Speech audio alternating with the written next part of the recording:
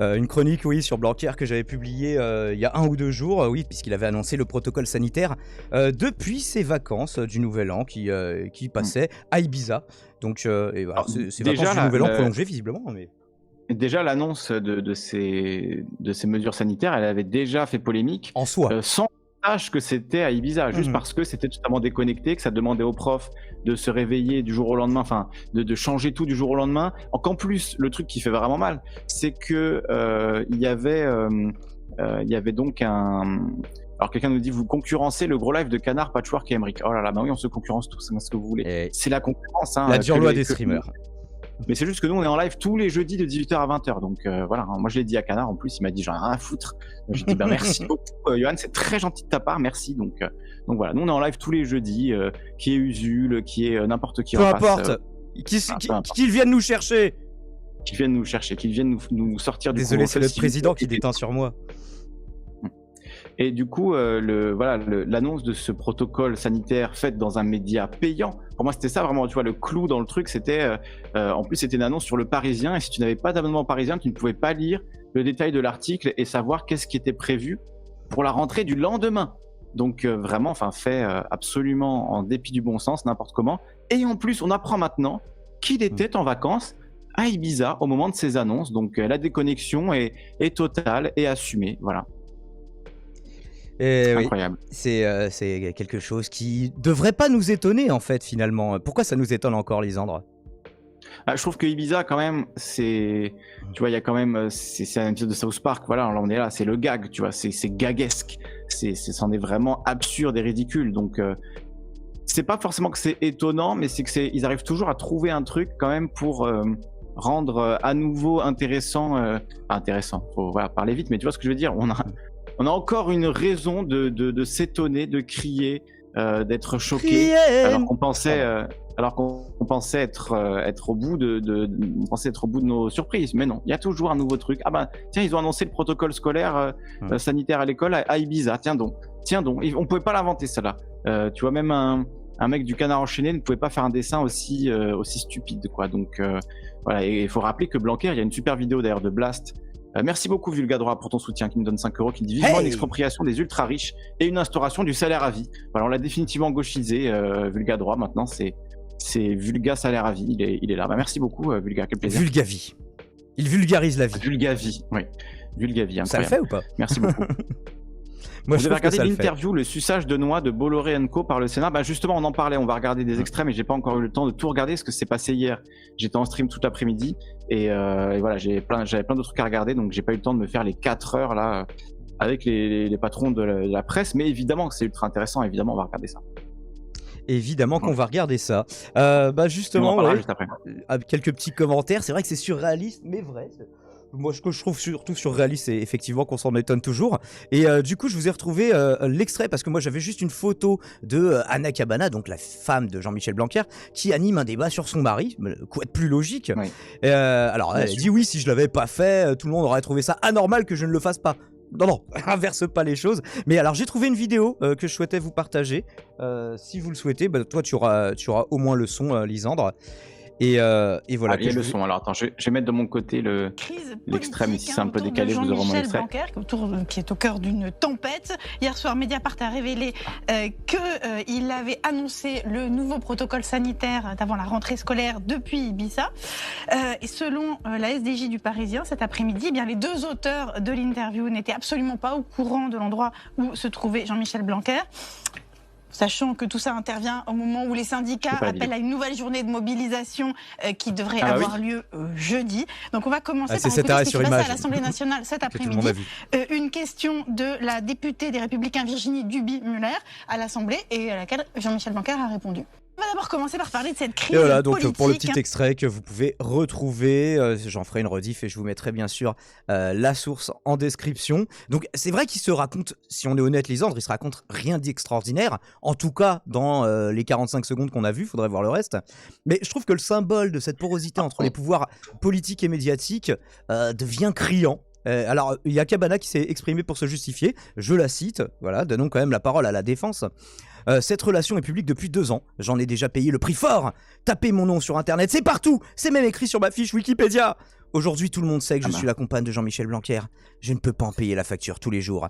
Et c'est ce qu'elle explique aux Parisiens. Alors comment les journalistes peuvent-ils rester des sentinelles du peuple, selon la formule consacrée, et lui révéler des affaires de personnes dont elle partage l'intimité? C'est la question que j'ai envie de poser. Le pouvoir est de moins en moins dilué, de plus en plus concentré autour d'un même noyau, dont à peu près tous les membres ont comme intérêt commun la préservation des privilèges de leur classe sociale. Alors Locke et Montesquieu, ils avaient prévu une sorte de séparation des pouvoirs, c'était les législatifs, exécutifs, juridiques à l'époque, sans penser aux médias, qui étaient certes bien moins développés à leur époque. Personnellement, moi je suis en faveur d'une loi qui séparerait aussi le pouvoir médiatique de façon concrète, de façon franche. Mais plutôt qu'une séparation, ce qu'on connaît actuellement dans notre pays, c'est plus exactement une collaboration des différents pouvoirs. C'est exprimé comme ça, c'est pas moi qui invente la formule. Officiellement, c'est pour éviter des situations de blocage qu'on a connues dans des républiques précédentes. Du coup, qu'est-ce qu'il en est de nos jours dans notre bel hexagone? Actuellement, on a quand même des juges qui sont nommés, donc subordonnés à l'exécutif, un législatif qui fait bien souvent ce qu'on lui demande via le fonctionnement des partis politiques et des groupes parlementaires, et ceux qui devraient servir de surveillants, de lanceurs d'alerte, eux, ils couchent avec l'ennemi. Bref, tout va pour le mieux dans le meilleur des mondes. Félicitons-nous de vivre dans un tel parangon de démocratie. J'ai envie de chanter la Marseillaise, pas toi? Ah, c'est beau, hein. Oui, je trouve aussi. Incroyable, oui, oui, bien sûr, bon, bien hein. sûr. Chantons la Marseillaise. Et en fait, ce truc-là, c'est pas nouveau. Hein. Faut bien qu'on soit d'accord. C'est pas du tout nouveau que des politiques et des journalistes soient ensemble. Il y a eu 1000 exemples par le passé. Enfin, il y en a eu plein. Voilà, DSK et Anne Sinclair, Arnaud Montebourg et Audrey Pulvar. Il y a eu Sarkozy aussi qui a fréquenté des journalistes à un moment. Et après, c'est logique qu'à force de se fréquenter, autour de lui, ils en viennent à ouais, bah oui, bien sûr. s'apprécier. Mais est-ce que c'est un fonctionnement qui est Bien sain? sûr. Bah, déjà, c'est pas très sain quand c'est que des journalistes entre eux aussi, tu vois, des journalistes tous parisiens qui vont tous dans les mêmes restos, qui ont tous la même façon de penser, qui se mettent d'accord entre eux sur qui ils vont valider, qui ils vont couler, etc. Ça déjà, c'est problématique en soi. Mais quand en plus tu rajoutes des relations de couple avec les journalistes, voilà, il y en a plein. Non, mais il y en a énormément des exemples, il y en a énormément.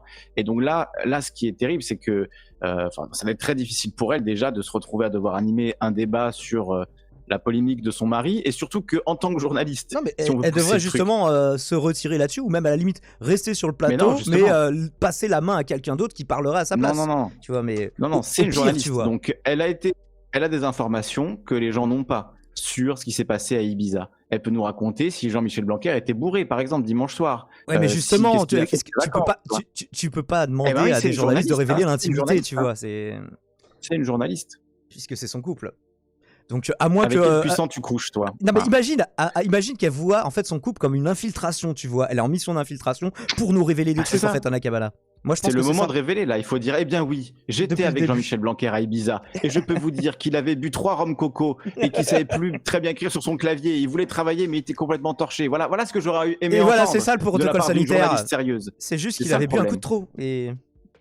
Parce que là, ce qui est pathétique, c'est qu'elle fait comme si elle apprenait ça dans la presse. C'est comme si, tu vois, c'est ça qui voilà, on peut pas, enfin, c'est pas possible, tu vois, c'est juste pas possible. C'est pas une question de, enfin, elle a le droit d'être mariée avec qui elle veut, mais là, en l'occurrence, effectivement, soit tu te retires et tu n'en parles pas, soit tu révèles les faits que tu connais en tant que journaliste, quoi. Là, c'est plus du conflit d'intérêt. Non, mais là, on est même plus dans le conflit d'intérêt. Le conflit d'intérêt, c'est juste l'idée que deux intérêts pourraient être convergents. Là, on est dans presque de la corruption, on pourrait dire. C'est une forme de protectionnisme, je sais pas, c'est pas de protectionnisme le mot, mais de népotisme, je sais pas comment il faut dire, mais c'est, voilà, on est au-delà c'est plus que du népotisme, là, ils sont pas juste bons copains. Voilà.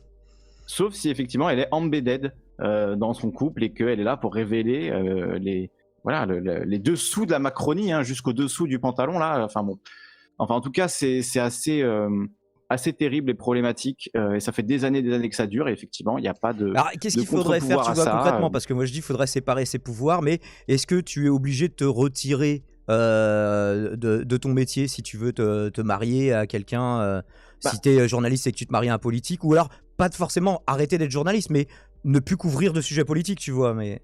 Le truc, c'est que ça, si t'es journaliste et que ton mari est au gouvernement, comment on peut prendre au sérieux ta parole sur le gouvernement, tu vois, c'est... Pareil, si c'était ton père, ou tu vois ce que je veux dire, si ton père est au gouvernement, ça va être difficile pour toi de faire des reportages, tu vois, sur alors concrètement, neutre, totalement, quoi. Pour les individus, ça donnerait lieu à des situations qui seraient délicates et même des fois douloureuses. Tu vois, genre tu dois choisir entre ton amour et ton métier, quoi. Mais c'est difficile individuellement, mais ça nuit collectivement. Donc des deux mots, choisissons le moindre, quoi. Le truc, c'est que c'est aussi le fonctionnement, malheureusement, du journalisme politique, quoi. Comme tu disais, ils se fréquentent énormément, ils sont dans le même milieu, donc tu peux pas empêcher les gens de se rencontrer et de s'aimer, tomber amoureux alors qu'ils sont dans un même milieu. Ce qu'il faudrait, c'est effectivement séparer ou permettre à des journalistes indépendants qui sont pas dans ce milieu-là d'émerger, d'avoir leur voix, etc., de se faire un peu plus neutre, quoi. Voilà, on va dire à ce niveau-là. Mais après, c'est très compliqué comme question parce que c'est pas que il faut interdire les mariages entre politique et journalistes, ça n'aurait aucun sens. Mais par contre, peut-être un peu de transparence. Et elle-même, si quand elle présente le débat, elle ne dit pas oui, alors je précise quand même que je suis l'épouse de Jean-Michel Blanquer, donc je suis un peu concerné, tu vois. C'est voilà. Moi, ça me rappelle. Alors, c'était beaucoup moins important et grave, hein, mais ça me rappelle Estelle Denis avec Domenech. Et tu vois, Domenech qui lui avait fait ce coup vraiment immonde de la demander en mariage après la défaite de l'équipe de France pour éviter d'avoir à 2018 s'excuser, à s'expliquer de ce contre truc-là. l'Italie. Et il dit voilà, des défaites, des victoires, on s'en fout. Estelle, je te demande en mariage. Et elle, la pauvre, elle se retrouve, voilà, elle est animatrice télé, hein, faut le rappeler, animatrice, enfin journaliste sportive, et elle se retrouve donc à devoir présenter c'était pas un journal, mais l'émission d'après, quoi, où évidemment le truc que tout le monde avait envie de dire, c'est mais il est complètement fou, Domenech, pourquoi il t'a demandé en mariage, ça a aucun sens. Et elle se retrouvait là, donc vraiment gros coup de merde, hein, honnêtement. S'il avait gagné, je dis pas, mais là en tout cas, quand tu perds au 3e match contre l'Italie, voilà, après avoir fait un Euro minable, en fait, tu fais pas ça. Moi j'étais pour l'Italie, mais ouais, moi je m'en foutais complètement, mais ouais. Moi, je m'en foutais absolument, mais c'était. On doit pleurer pour la pauvre dame. C'est pas une question de faire pleurer, puisqu'au final, elle s'est mise dans cette situation. Voilà, hein, elle gère son truc. Bon, mais en tout cas, pour Estelle Denis, je trouvais ça particulièrement injuste qu'elle se retrouve dans une situation où elle est au centre de l'information, et en même temps, en tant que journaliste, elle doit, voilà, en parler. Enfin, bon, c'est effectivement là, il y a une sorte de, je sais pas si c'est conflit d'intérêt le mot, il doit y avoir un autre mot, mais une sorte d'ironie du sort, je ne sais pas. En tout cas, ouais, quelque chose qui ne devrait et ne devra pas être une fatalité si on veut vivre dans un pays qui a un sens. En tout cas, c'est mon avis.